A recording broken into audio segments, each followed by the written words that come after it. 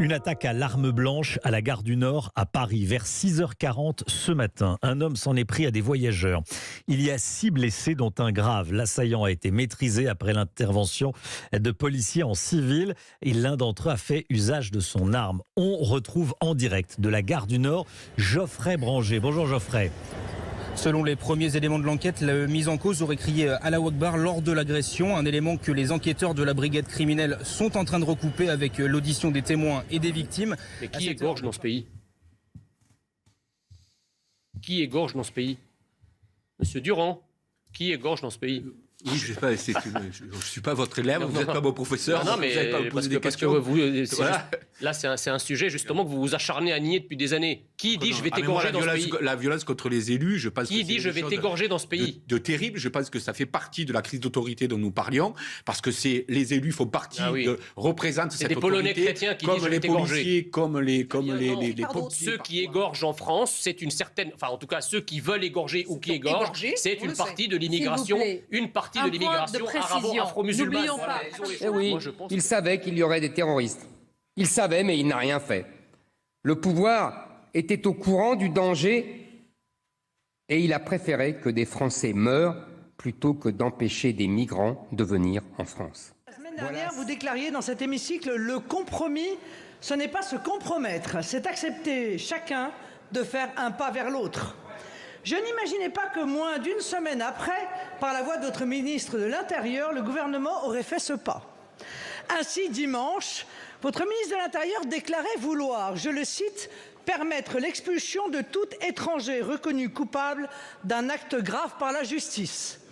Je salue donc ce pas vers nous, puisque nous défendons en effet cette mesure depuis des décennies, mais surtout ce pas vers tous les Français, puisque si j'en crois les sondages, les Français la plébiscitent, y compris les sympathisants de la France insoumise.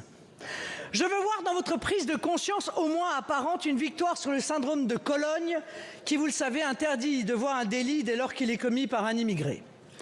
Nous savons que si des étrangers se comportent parfaitement bien dans notre pays, d'autres abusent de notre hospitalité, de notre attention à leur égard et même, compte tenu des prestations qui leur sont mécaniquement versées, de notre générosité. La perspective d'une expulsion prononcée et exécutée, bien sûr, peut être une manière pédagogique d'expliquer que les Français ont droit au respect et tout particulièrement dans leur pays. Certes, chacun constatera que la même promesse faite par le même Gérald Darmanin en mai 2021 n'avait pas été suivie d'effet. Mais parce que nous voulons croire dans une prise de conscience salutaire, nous pouvons d'ores et déjà vous dire que nous voterons cette mesure dès demain.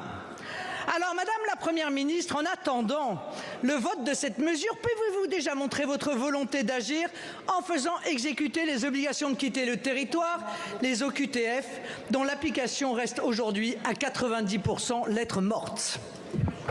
Je vous remercie. Madame la Première ministre. Merci Madame la Présidente, Mesdames et Messieurs les députés, Madame la Présidente Le Pen. Alors, au travers de votre propos, je vois que vous n'aviez pas lu le programme du candidat Emmanuel Macron, puisque cette mesure y figurait.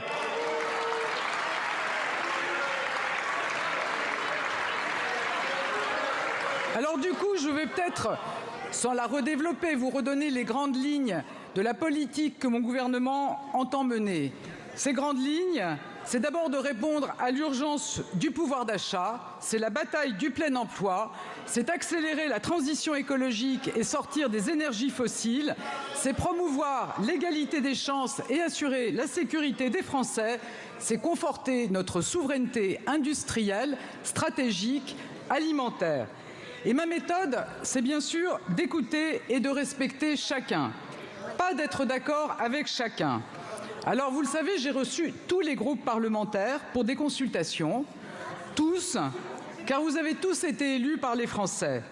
Mais au cours de notre rencontre, Madame Le Pen, je crois qu'on peut le dire, il n'y a pas vraiment eu de convergence. Et après ma déclaration de politique générale, je vous ai écouté, Madame Le Pen, et je vous le confirme, je n'irai pas chercher les voix du Rassemblement national.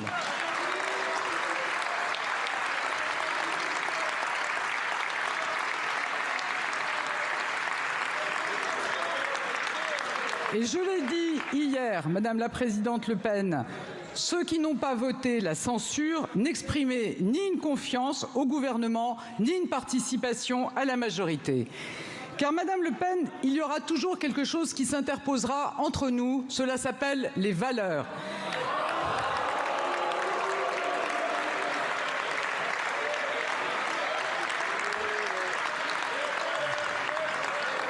Il y a une chose dont je suis certaine, comme Première ministre et comme femme engagée depuis des années au service des Françaises et des Français, c'est que mon ADN, ma colonne vertébrale s'appelle la République.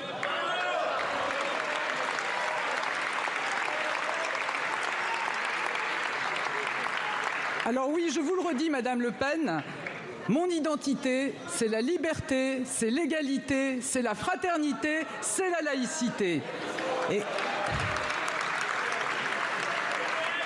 comme Première ministre, c'est autour de ces valeurs que je veux rassembler et uniquement autour d'elles.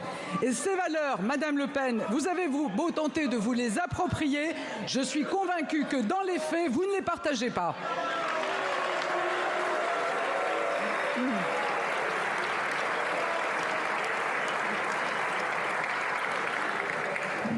Merci. La deuxième question à Madame Le Pen. 7 secondes. Juste quelques secondes. Et concernant les OQTF ?